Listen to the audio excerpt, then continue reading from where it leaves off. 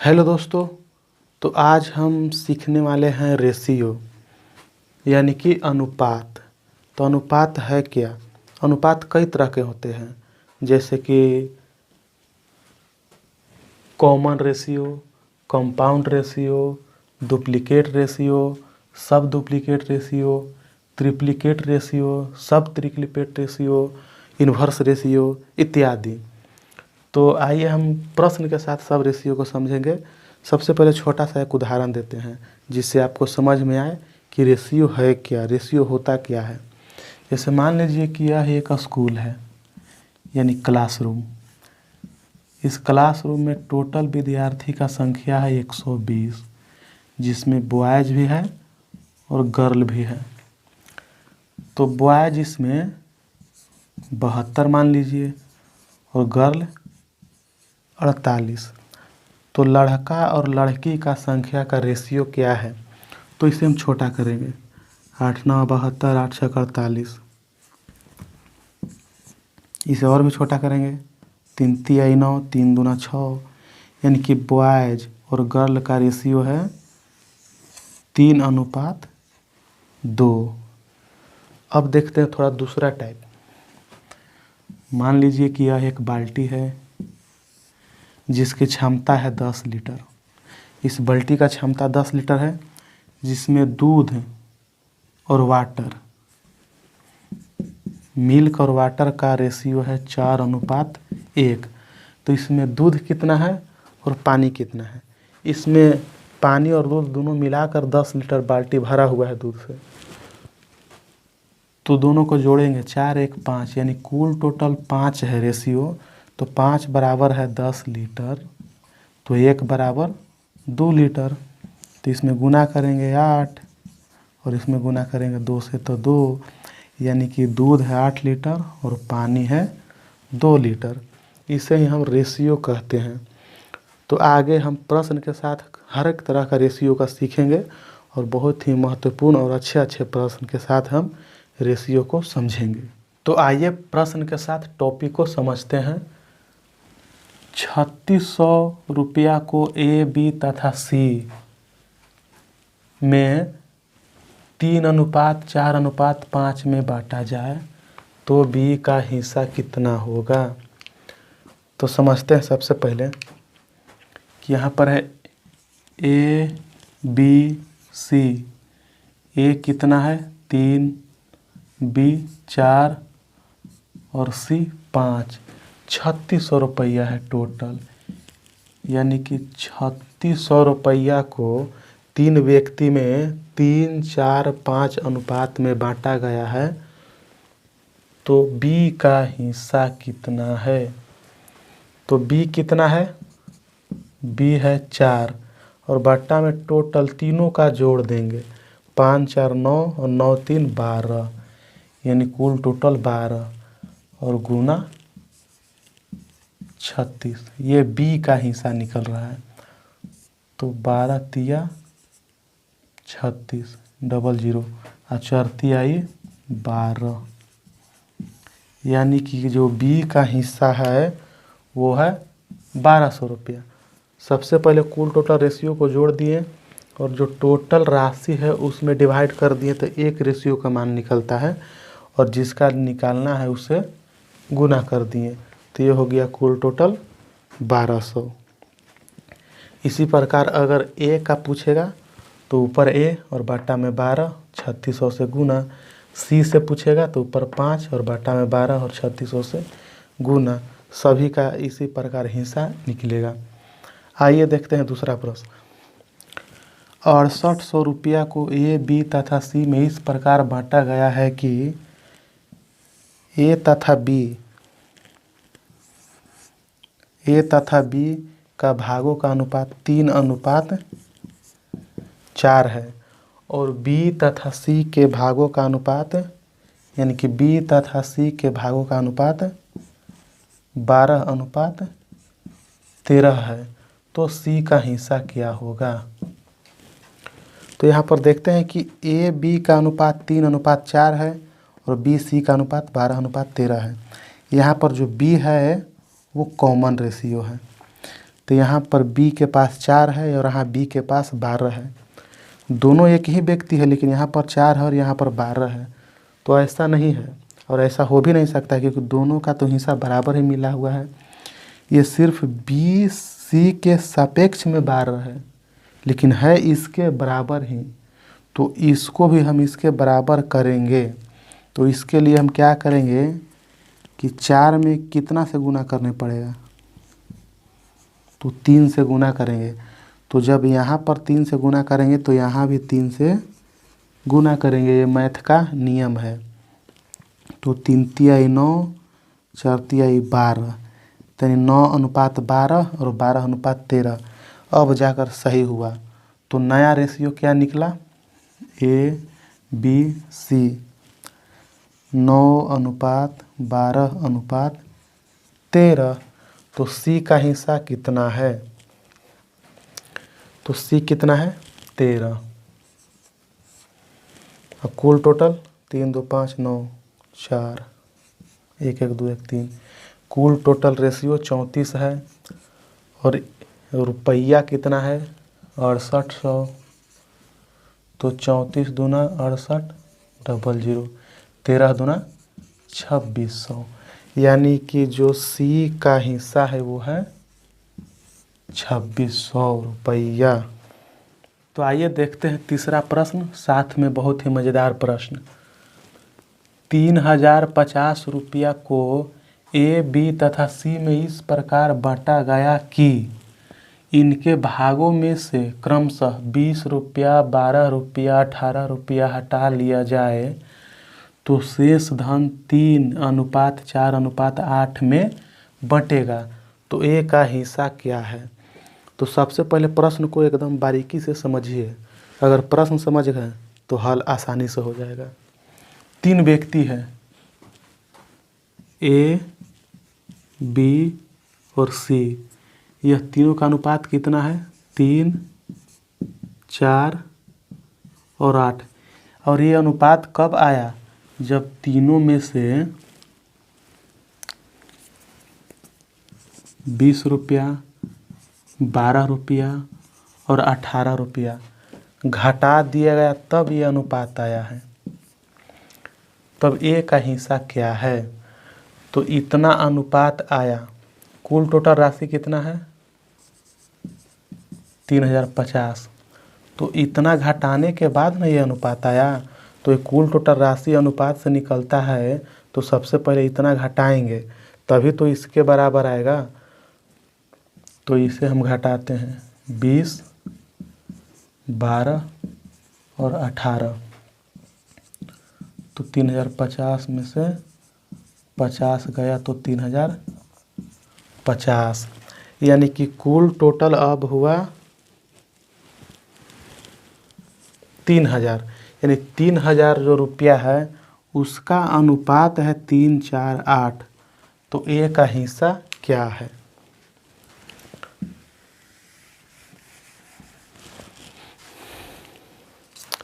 A का हिस्सा कितना है 3। और कुल टोटल 8, 4, 12, 3, 15 और गुना 3050 में से इतना घटाए हैं तो 3000। 15 दूना 30, 00, 3 दूना 6, यानी कि 600 रुपये A का हिस्सा है। कितना, ये घटाने का बाद। तो कुल हिस्सा कितना हुआ A का, तो 20 जुट जाएगा, यानी कि उसके पास 620 रुपये का हिस्सा मिला है। तभी तो 20 रुपये घटा कर इतना अनुपात आता है। उसी प्रकार अगर B का हिस्सा पूछता है तो ऊपर 4 और फिर 12 जोड़ देंगे, और C का हिस्सा तो ऊपर 8 और फिर उसमें 18 जोड़ देंगे। ये हो जाएगा कुल हिस्सा। आइए अब समझते हैं चौथा प्रश्न को। 5500 रुपया को A, B तथा C में इस प्रकार बांटा गया है कि A का हिस्सा यानी A के भाग का आधा, अच्छा ये दूसरा प्रकार, A के भाग का आधा, B के भाग का 1/3 और C के भाग का 6वां भाग आपस में बराबर है। तो B का हिस्सा ज्ञात करें। तो यहाँ पर A कितना है, तो A है 1/2 1 के हिस्सा का, और बी का हिस्सा 1/3 और सी का हिस्सा 1/6। ये आपस में बराबर हैं। तो बी का हिस्सा कितना है, यानी टोटल कितना है, टोटल है 5500 रुपया। और यहाँ पर तो भिन्न है, तो एक यहाँ पर नोट कीजिएगा कि जिस भी भिन्न का अंश आपस में बराबर हो तो जो कुल धन है वो हर के अनुपात में बंटेगा। अगर बराबर नहीं रहता तो बराबर करने पड़ता, लेकिन यहाँ ऑलरेडी बराबर है। तो बी का हिस्सा क्या है, तो बी कितना है 3, 6 3 9 9 3 12, कुल टोटल 12। और राशि कितना है 11 हो रहा है कुल टोटल, और राशि 5500 रुपया कुल टोटल है। तो 11 5 55 और 5 तिहाई 15। तो जो बी का हिस्सा है वो है 1500। क्लियर है। फिर से इसको देखिए, अगर किसी भी भिन्न का अंश बराबर है तो जो कुल राशि बटेगा वो हर के अनुपात में बटेगा, यानी कि फिर ये यही वाला आ गया। चलिए देखते हैं अगला प्रश्न। 9800 रुपया को ए बी तथा सी में इस प्रकार बांटा गया है कि ए के भागों का 2/3, बी के भागों का 3/4 तथा सी के भागों का 4/5 आपस में बराबर हैं। तो सी का हिस्सा निकालें। यह कॉमन रेशियो का प्रश्न है। यहाँ पर देखते हैं ए बी सी, ए के भागों का 2/3, बी के भागों का 3/4 और सी के भागों का 4/5 आपस में बराबर हैं। तो सी का हिस्सा निकालें। तो यहाँ पर देखिए 2 3 4 अंश यहाँ पर बराबर नहीं है। तो इससे पहले वाला प्रश्न कराए थे जिसमें अंश बराबर था, तो इसमें अंश को हम बराबर करेंगे तभी तो जो भिन्न का हर है उसमें कुल धन को हम बांटेंगे। तो एक कॉमन मान लेते हैं कि कितना में गुना करेंगे ताकि अंश सब परफेक्ट बैठ जाए। मान भी छोटा होना चाहिए और बढ़िया मान होना चाहिए जो कि सब में बैठे।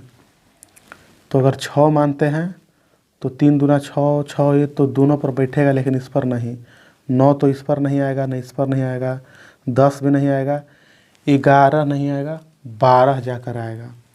तो 12 आने के लिए इसमें 6 से गुना तो नीचे भी 6 से गुना, इसमें 4 से गुना तो नीचे भी 4 से गुना, और इसमें 3 से गुना तो नीचे भी 3 से गुना। तो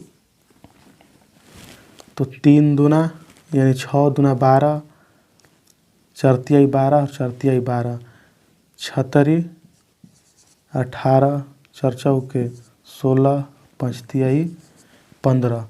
ऊपर में 12 12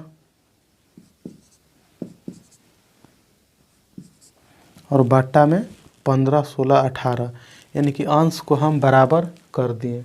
अब जाकर ये जो हर है भिन्न का हर, इसके बराबर में कुल धन को हम बंटवारा करेंगे तब जाकर सी का हिस्सा निकलेगा। तो तीनों का जोड़ेंगे 6 6 8 6 14 5 9 1 2 3 4, यानी टोटल अनुपात 49 है।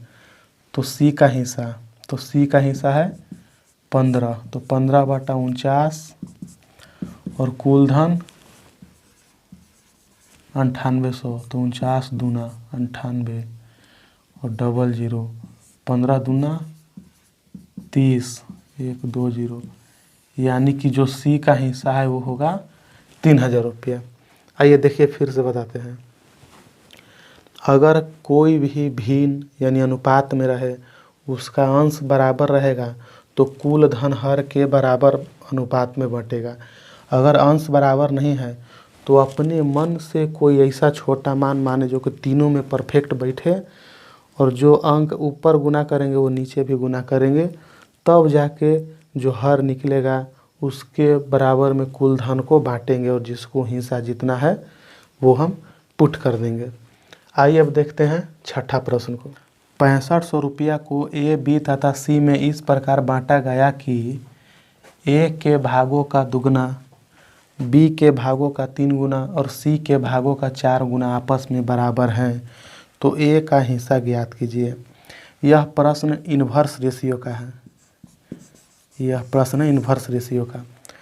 तो सबसे पहले लिखिए कि ए, बी, सी, ए के भागों का दुगना, बी के भागों का 3 गुना और सी के भागों का 4 गुना आपस में बराबर है।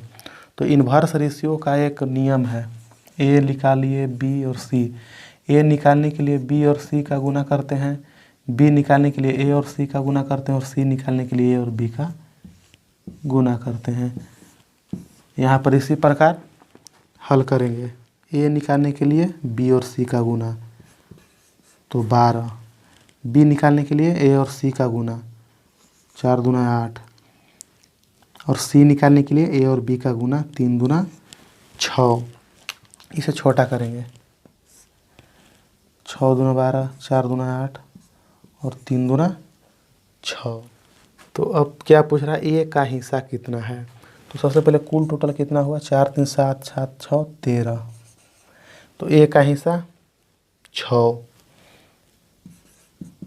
ए का हिस्सा ऊपर में 6 बट्टा में 13 और गुना में कुल टोटल धन।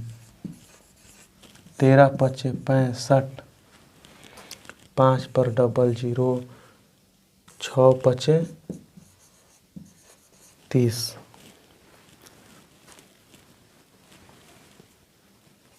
यानी कि जो ए का हिस्सा है वो होगा 3000 रुपया। आइए देखते हैं 7वां प्रश्न को।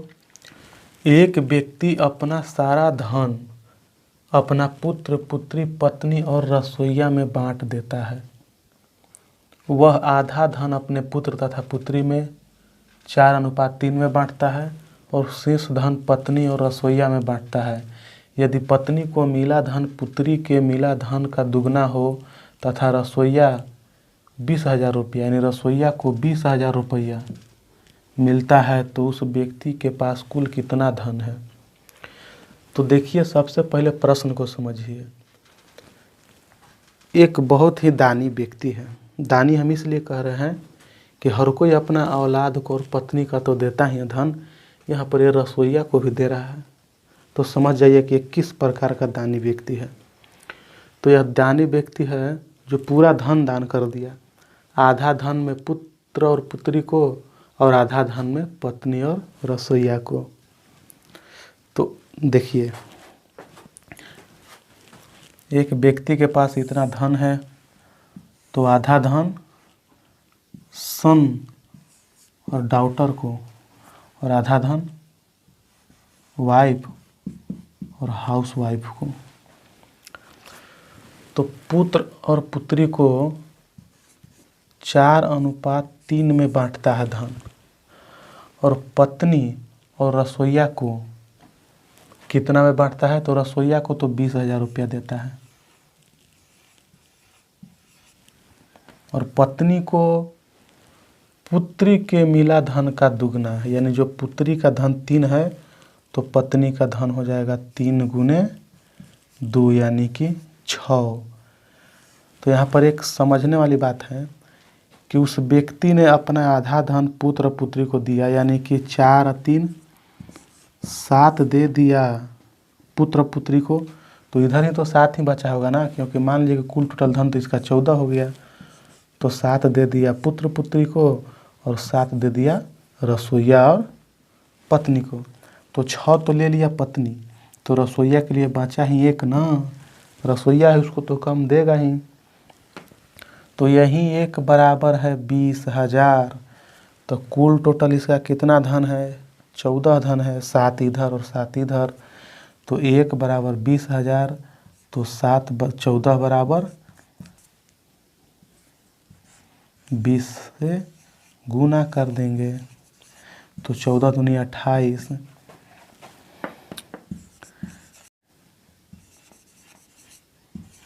यानी कि 2,80,000 रुपया यह व्यक्ति के पास कुल धन था।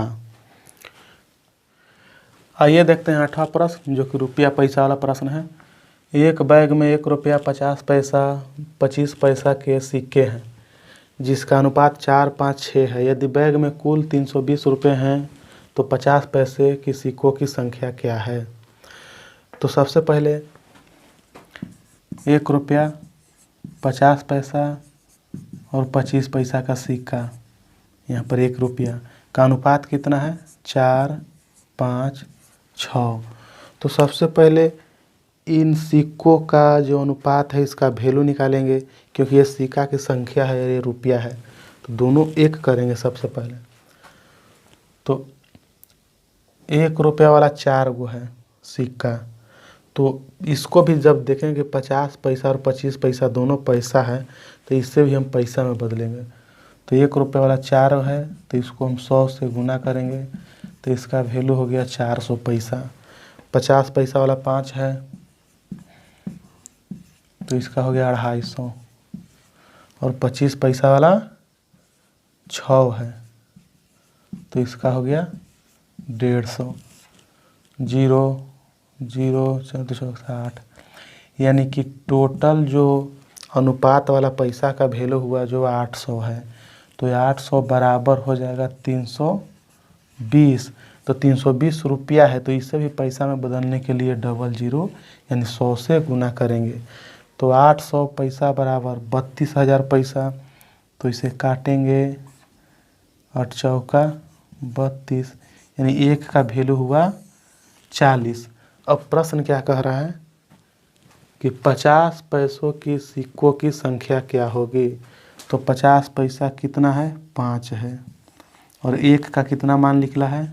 40, 5 चौका 20, यानी 50 पैसा का सिक्का है जो 200 है।